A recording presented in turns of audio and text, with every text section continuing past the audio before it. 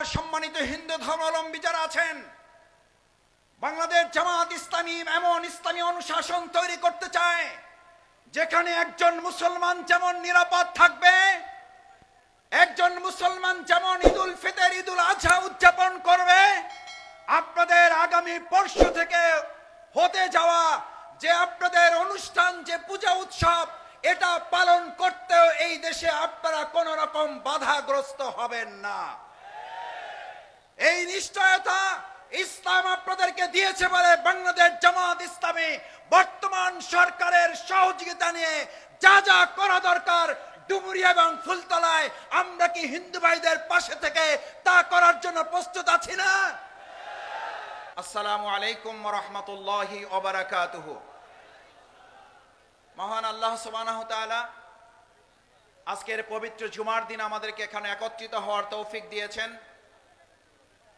যে আল্লাহ তাআলা এই সুন্দর আবহাওয়া এবং সুন্দর পরিস্থিতি আমাদের জন্য নসিব করেছেন, সেই আল্লাহ সুবহানাহু ওয়া তাআলার দরবারে সিজদা অবনত চিত্তে মস্তক অবনত করে হৃদয়ের অন্তঃস্থল থেকে সবাই শুকরিয়া আদায় করে সকলে বলি আলহামদুলিল্লাহ।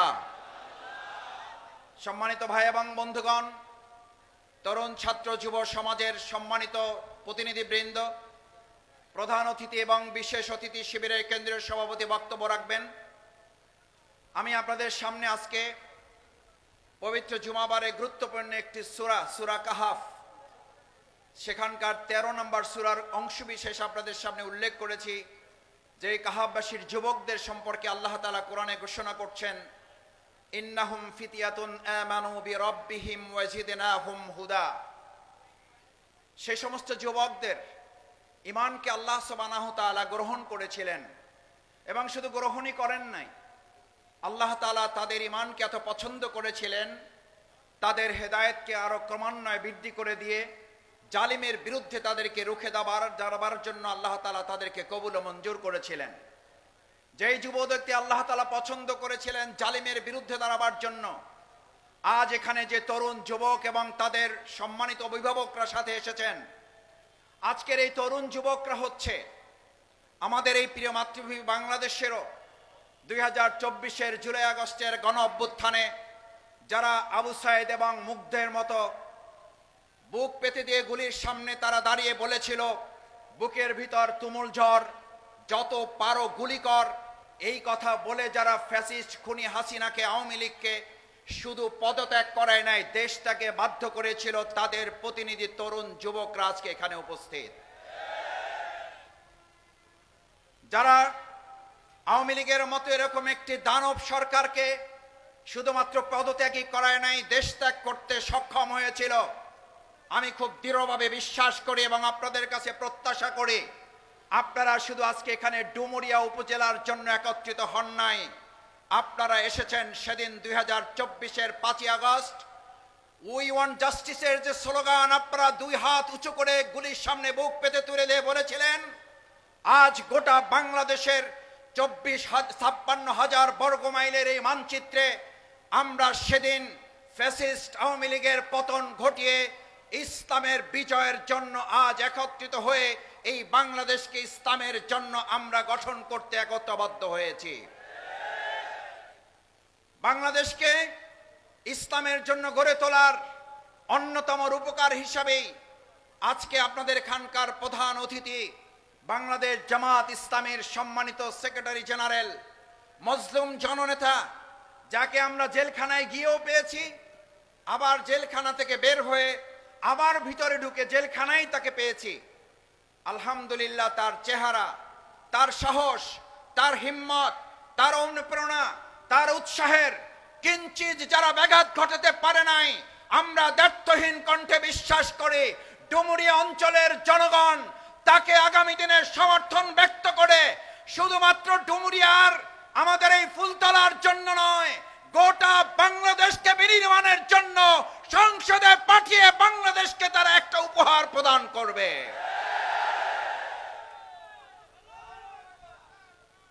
অধ্যাপক মিয়া গোলাম পরোয়ারকে শুধুমাত্র এই অঞ্চলের ডুমুরিয়া ফুলতলাবাসী আপনারা শুধু তাকে জাতীয় সংসদ সদস্য বানাবেন, এটি আপনাদের প্রত্যাশা, তাহলে আমাদের কি হবে? তাহলে আমরা বরিশাল কি করব, আমরা পটুয়াখালী আলারা কি করব, আমাদের বাউফল আলারা কি করব? আমাদেরকে তো পরোয়ার ভাইয়ের একটা ভাগ দিতে হবে। আমি তো পরোয়ার ভাইয়ের ভাগ নেওয়ার জন্য আসছি, আমি এমপি নেওয়ার জন্য আসি না। এমপি নেওয়ার জন্য ফুলতলা ডুমুরিয়াবাসী যথেষ্ট বলে মনে করি আল্লাহর রহমতে। ডুমুরিয়া ফুলতলাবাসী যথেষ্ট ছিল, আপনারা যথেষ্ট ছিলেন আল্লাহর রহমতে। আমরা বাউফল থেকে, সিরাজগঞ্জ থেকে, ইসলামী ছাত্র শিবিরের কেন্দ্রীয় সভাপতি কুমিল্লা থেকে এসেছে। আমরা পরোয়ারকে এমন ভোটে নির্বাচিত করতে চাই যেন তৎকালীন সরকার যারা গঠন করবে শুধু জাতীয় সংসদের সংসদ সদস্য নয়, এমন জায়গায় পৌঁছাবে গোটা বাংলাদেশে যেন তিনি ভূমিকা পালন করতে পারে।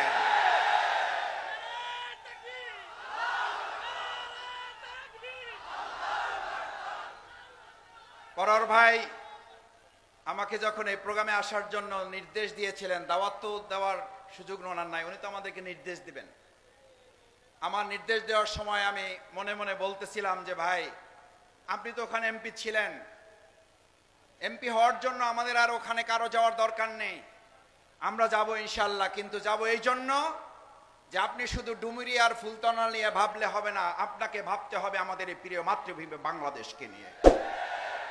এই মাতৃভূমি বাংলাদেশকে নিয়ে যদি ভাবতে হয়, আজকের ডুমুরিয়া অঞ্চলের এই মানুষদের কাছে জিজ্ঞেস করতে চাই, তরুণ যুব সমাজের ভাই বন্ধুগণ, আত্মকর্মসংস্থানে আমাদেরকে আগামী দিনে আর 1 টাকা ঘুষ দিয়ে যদি শিক্ষিত বেকার যুবকদের চাকরির ব্যবস্থা করতে হয়, তাহলে এই ডুমুরিয়াতে অধ্যাপক মিয়া গোলাম পরোয়ারের বিকল্প কোন সৎ নেতা কি আমাদের আছে?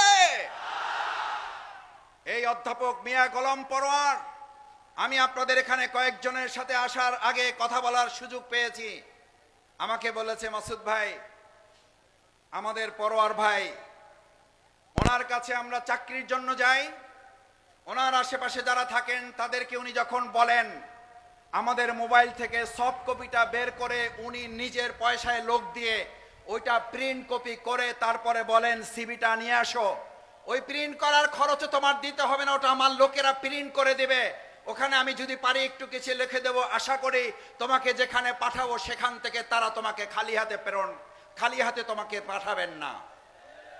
আমরা যাদের প্রিন্ট করা এই সিভি বায়োডাটা আমাদের নিজের পকেটের টাকা খরচ করে যে পরোয়ার সাহেব আমার যুবক তরুণ ভাইদের আত্মকর্মসংস্থানের জন্য শিক্ষিত বেকার যুবকদের চাকরির উদ্যোগ গ্রহণ করেছে, এই তরুণ যুবকরা, এই তরুণ বেকার শিক্ষিত যুবকেরা কি কোন সুদের কাছে ঘুষের কাছে যাবে, নাকি পরোয়ার সাহেবের এই ভালোবাসাকে উচ্চকিত করে মাথায় তুলে নেবে? আমাদেরকে কেউ কেউ বলেন আমাদেরকে আর মাথায় তুলতে দেওয়া হবে না। আমরা একটা কথা বলি, সম্মানিত ভাইয়েরা, আমাদেরকে কে মাথায় তুলবে আর কে মাথায় তুলবে না, বাংলাদেশ জামাত ইসলামী কারো মাথায় উঠতে চায় না। বাংলাদেশ জামাত ইসলামী অধ্যাপক মিয়া গোলাম পরোয়ার ঘোষণা করেছে, এই ডুমুরিয়াতে কোনো এমপি হবে না, এমপি হবে এখানকার 3 লক্ষ মানুষ, আমরা তাদেরকে মাথায় তুলে রাখবো।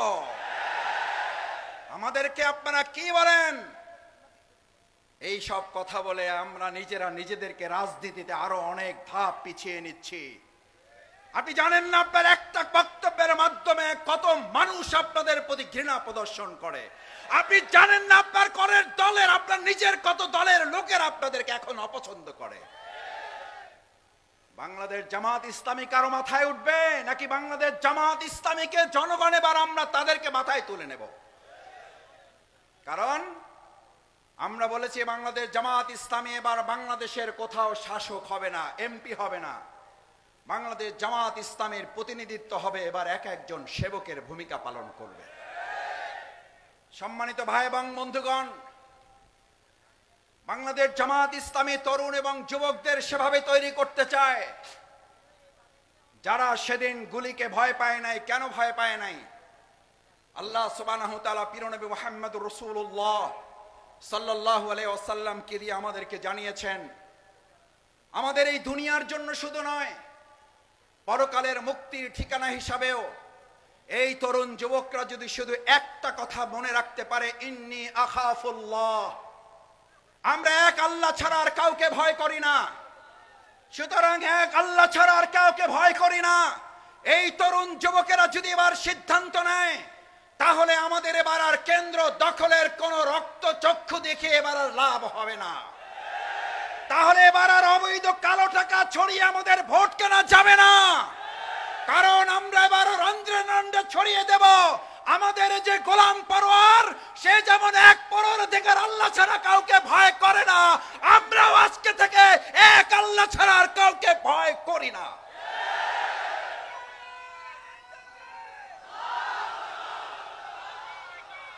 সম্মানিত ভাই এবং বন্ধুগণ,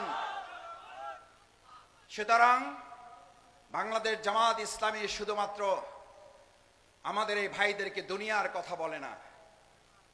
আলহামদুলিল্লাহ, আমাদের এই তরুণ যুবকেরা আল্লাহ সুবহানাহু ওয়া তাআলাকে ভয় করে বলেই 2024 সালের জুলাই আগস্টের গণ অভ্যুত্থানে যারা ঘর থেকে বের হয়েছিল, ছাত্ররা তার বাবার কাছে মায়ের কাছে চিঠি লিখে বলেছিল, আমি বাসায় থেকে বেরিয়ে যাচ্ছি, যদি তোমার সাথে দেখা না হয় তাহলে বাবা মা আমার জন্য দোয়া করো, তোমার সাথে দেখা হবে জান্নাতে।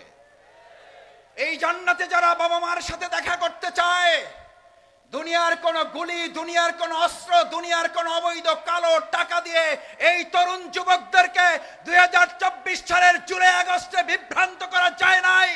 ইনশাআল্লাহ আগামী ফেব্রুয়ারিতেও এই তরুণ যুবকদেরকে বিভ্রান্ত করা যাবে না। সংগ্রামী ভাই এবং বন্ধুগণ, আমাদের এই ডুমুরিয়া ফুলতলা মুসলমান ভাইদের পাশাপাশি এখানে আমাদের হিন্দু ধর্মাবলম্বী ভাই এবং বন্ধুগণ আছেন। আমি দুজনের বক্তব্যের একজনের বক্তব্য শুনতে পেয়েছি, সেক্রেটারির সাথে কথা হয়েছে, পরিচয় পেয়েছি। আমি বক্তব্য দেওয়ার আগে এখানকার যিনি সভাপতির দায়িত্বে আছেন এবং তার বক্তব্য যখন বসে শুনছিলাম, আমি পরোয়ার ভাইকে বলতেছিলাম, পরোয়ার ভাই আমাদের তো বক্তব্য দেওয়ার দরকার নেই, কারণ আমরা যা বলতে চাই তার চেয়ে তো এখানকার হিন্দু কমিউনিটির যিনি সভাপতির বক্তব্য রেখেছেন তিনি তো আমাদের চেয়ে আরো আগাম কথা বলেছেন। সুতরাং আমাদের এই হিন্দু ধর্মাবলম্বী ভাইদেরকে যারা একটা পকেট ভোট মনে করে এতদিন তাদেরকে ব্যবহার করেছেন, তাদের ঘাড়ে বন্দুক রেখেছেন, তাদেরকে আপনারা জিম্মি করে রেখেছিলেন। আমরা 2024 সালের জুলাই আগস্টে শুধু নয়, বিগত 15 বছরেও আমরা যদি কোথাও 10টা সেলাই মেশিন দিয়েছি, তাহলে তার মধ্যে 2টা বা 3টা আমরা আমাদের হিন্দু ধর্মাবলম্বী ভাই বোনদের কাছে আমরা পৌঁছে দেওয়ার চেষ্টা করেছি। আমরা যদি 2টা মসজিদ করার চেষ্টা করেছি, তাহলে আমরা হিন্দু ধর্মাবলম্বী ভাইদের মন্দির সংস্কার, মন্দির নির্মাণেও আমরা তাদেরকে উৎসাহ জুগিয়েছি। আমরা যদি আমাদের 2টা রাস্তা, স্কুল, কলেজের চিন্তা করেছি, আপনাদের মিয়া অধ্যাপক গোলাম পরোয়ার তিনি আপনাদের কমিউনিটির হিন্দু ধর্মাবলম্বীর 2টা স্কুল কলেজ প্রতিষ্ঠার জন্য তিনি কাজ করেছেন না করেন নাই? আজ হিন্দু ধর্মাবলম্বী যারা আছেন, তিনি যেহেতু, আমি তার বক্তব্য শুনেছি, আমাদের স্রষ্টা এক, আমরা ভিন্ন চিন্তা হয়তো লালন করি, কিন্তু আমাদেরকে একজন সৃষ্টি করেছেন। আমি সেই আল্লাহ সুবহানাহু ওয়া তাআলাকে সাক্ষী করে আপনাদের কাছে জানতে চাই, বিগত 15 বছর শুধু নয়, দেশ স্বাধীনের 53 বছর পেরিয়ে এই 54 বছরে বাংলাদেশ জামাত ইসলামী আমাদের হিন্দু ধর্মাবলম্বী ভাই এবং বোনদের একটা জায়গা, একটা দোকান, একটা বাড়ি আমাদের দ্বারা কোথাও আঘাতপ্রাপ্ত হয়েছে।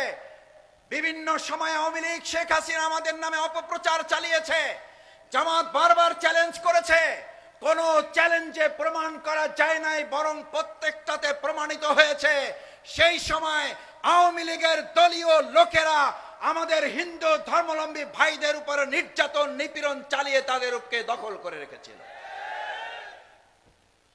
বাংলাদেশ জামাত ইসলামী হিন্দু ধর্মাবলম্বী ভাই এবং বোনদেরকে নিয়ে ইসলামী অনুশাসনের সেই রাষ্ট্র নির্মাণ করতে চায়। জনৈক বেদুইন মুহাম্মদুর রাসূলুল্লাহ সাল্লাল্লাহু আলাইহি ওয়াসাল্লাম মসজিদে নববীতে বসে যখন বক্তব্য দিচ্ছিলেন, সাহাবা আজমাইন কেরামগণ উপস্থিত আছেন, আবু বকর, ওমর রাদিয়াল্লাহু তাআলা আনহুর মতো সাহাবা আজমাইন কেরামগণ সেখানে আছেন। বেদুইন প্রিয় নবী মুহাম্মদুর রাসূলুল্লাহ সাল্লাল্লাহু আলাইহি ওয়াসাল্লামের বক্তব্য শুনতে শুনতে বাথরুমে যাওয়ার খেয়াল হারিয়ে ফেলেছেন। এমন বক্তব্যে তিনি মনোনিবেশ করেছেন, তার মসজিদে নববী সম্পর্কে পবিত্রতার ধারণাও তার জন্মগ্রহণ করে নাই, তিনি জন্মায় নাই তার মধ্যে এটা মসজিদের পবিত্রতা কি, ওখানেই তিনি প্রস্তাব করে দিয়েছেন।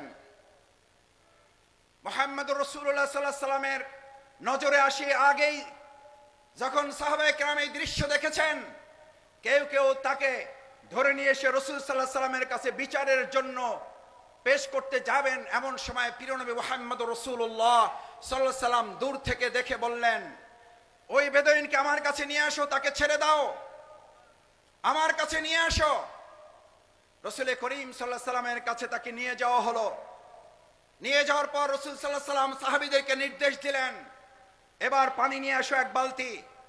রাসূল সাল্লাল্লাহু আলাইহি সাল্লাম নিজে পানির বালতিটা হাতে নিলেন, বালতি থেকে পানি তুললেন, বালতির পানি দিয়ে মসজিদ পরিষ্কার করে দিয়ে বেদুইনকে বললেন, তুমি জানো না আমাদের এটা পবিত্র জায়গা, এটার পবিত্রতা রক্ষা করি আমরা।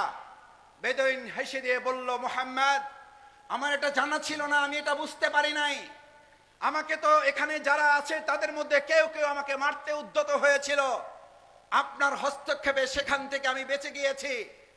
যেই শান্তি, যেই নিরাপত্তা, যেই সম্মান, যেই মর্যাদা মুহাম্মদ আমাকে এখন দিয়েছে, আমি আজকে সেই মুহাম্মদের সামনে আসমান এবং জমিনের মালিক আল্লাহকে সাক্ষী করে কলেমা পড়ে এখন আমি ঈমান আনতে চাই, কলেমা তৈয়ব লা ইলাহা ইল্লাল্লাহু মুহাম্মাদুর রাসূলুল্লাহ। রাসূল সাল্লাল্লাহু আলাইহি সাল্লামের হাতে তিনি ঈমান গ্রহণ করলেন। সাথে সাথে রাসূল করিম সাল্লাল্লাহু আলাইহি সাল্লামের দিকে তাকিয়ে বললেন, মুহাম্মাদুর রাসূলুল্লাহ সাল্লাল্লাহু আলাইহি সাল্লাম। তখন পর্যন্ত মুহাম্মদ মুহাম্মদ বলছিল, এখন বলছে মুহাম্মাদুর রাসূলুল্লাহ সাল্লাল্লাহু আলাইহি সাল্লাম। আমি একটা দোয়া করতে চাই, আমি হিন্দু ভাইদের জন্য এটা বলছি এই কারণে, দিস ইজ ইসলাম। বাংলাদেশ জামাত ইসলামী এই অনুশাসন প্রতিষ্ঠা করতে চায়। রাসূল করিম সাল্লাল্লাহু আলাইহি সাল্লাম বললেন, তুমি আমার জন্য কি দোয়া করতে চাও? বলে যে আমি আপনার জন্য একটা দোয়া করতে চাই, আল্লাহুম্মা রহামনি মুহাম্মাদান। আমি আমার আল্লাহর কাছে প্রথম ঈমান আনার পর যে প্রথম দোয়াটা আমি করতে চাই, সেই দোয়াটা হচ্ছে আল্লাহুম্মা রহামনি মুহাম্মাদান। আল্লাহ আপনি আমার উপরে রহম করেন। আর কার উপরে করেন? মুহাম্মাদের উপরে করেন। ওয়ালা তারহাম মা'ানা আহাদান, আপনি এখানে আর যারা আছে তাদের উপরে করেন না, কারণ তারা আমাকে এখান থেকে যে সম্মান, যে মর্যাদা দেওয়ার কথা ছিল সেটা তারা দেওয়ার ক্ষেত্রে সফল হতে পারেন নাই, কিন্তু মুহাম্মদ ইসলামের ধারক বাহক, তিনি এটা সক্ষম হয়েছেন। আল্লাহ আপনি আমার প্রতি দয়া করেন আর এই মুহাম্মদের প্রতি দয়া করেন।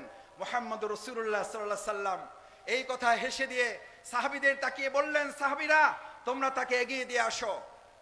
আমার সম্মানিত হিন্দু ধর্মাবলম্বী যারা আছেন, বাংলাদেশ জামাত ইসলামী এমন ইসলামী অনুশাসন তৈরি করতে চায় যেখানে একজন মুসলমান যেমন নিরাপদ থাকবে, একজন মুসলমান যেমন ঈদুল ফিতর, ঈদুল আজহা উদযাপন করবে, আপনাদের আগামী পরশু থেকে হতে যাওয়া যে আপনাদের অনুষ্ঠান, যে পূজা উৎসব, এটা পালন করতেও এই দেশে আপনারা কোন রকম বাধাগ্রস্ত হবেন না। এই নিশ্চয়তা ইসলাম আপনাদেরকে দিয়েছে বলে বাংলাদেশ জামাত ইসলামী বর্তমান সরকারের সহযোগিতা নিয়ে যা যা করা দরকার ডুমুরিয়া এবং ফুলতলায় আমরা কি হিন্দু ভাইদের পাশে থেকে তা করার জন্য প্রস্তুত আছি না? আমরা কেন করব? আমরা কেন করব? এটা কি জামাতের কাজ না ইসলামের কাজ? এটা কি জামাতের নির্দেশ, পরার ভাইয়ের নির্দেশ, আল্লাহর নির্দেশ? আল্লাহর নির্দেশ। সুতরাং ভিন্ন ধর্মাবলম্বী হিন্দু ভাই এবং বন্ধুগণ, আপনারা আপনাদের প্রিয় পরীক্ষিত মানুষ অধ্যাপক মিয়া গোলাম পরর ভাইকে কাছে থেকে দেখেছেন, পেয়েছেন, জেনেছেন, বুঝেছেন। এখন শুধু আপনাদের সম্পদ আপনাদের মধ্যে কুক্ষিগত করে রাখলে এটা স্বার্থপরতার পরিচয় দেওয়া হবে।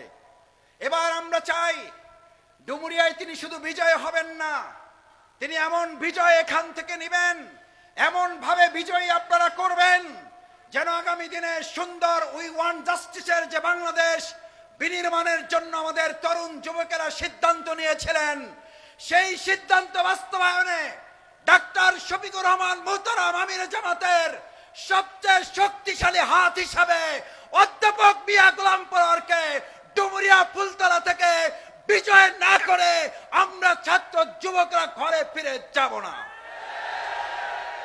আসুন আমরা আমাদের তরুণ যুবকদের শিক্ষা প্রতিষ্ঠানগুলোকে সন্ত্রাস মুক্ত, মাদক মুক্ত এবং আমাদের যুবকদের আত্মকর্মসংস্থান উদ্যোক্তা হিসাবে তাদেরকে তৈরি করে আগামীর উন্নয়ন অগ্রগতির বাংলাদেশ বিনির্মাণে বাংলাদেশ জামাত ইসলামীর পাশাপাশি আপনাদের প্রিয় মানুষ অধ্যাপক মিয়া গোলাম পরোয়ারকে ত্রয়োদশ জাতীয় সংসদ নির্বাচনে বিপুল ভোটে বিজয় করে শুধুমাত্র এই ডুমুরিয়া এবং ফুলতলা বাসীর নিয়ামত নয়, গোটা বাংলাদেশের নিয়ামতে আমরা পরিপূর্ণ করে তাকে সংসদে প্রেরণ করব ইনশাআল্লাহ। সেই প্রত্যাশা ব্যক্ত করে, সেই আহ্বান আপনাদের কাছে রেখে, সেই আকুল আবেদন আপনাদের কাছে রেখে আমার বক্তব্য শেষ করছি। আসসালামু আলাইকুম ওয়া রাহমাতুল্লাহি ওয়া বারাকাতুহু।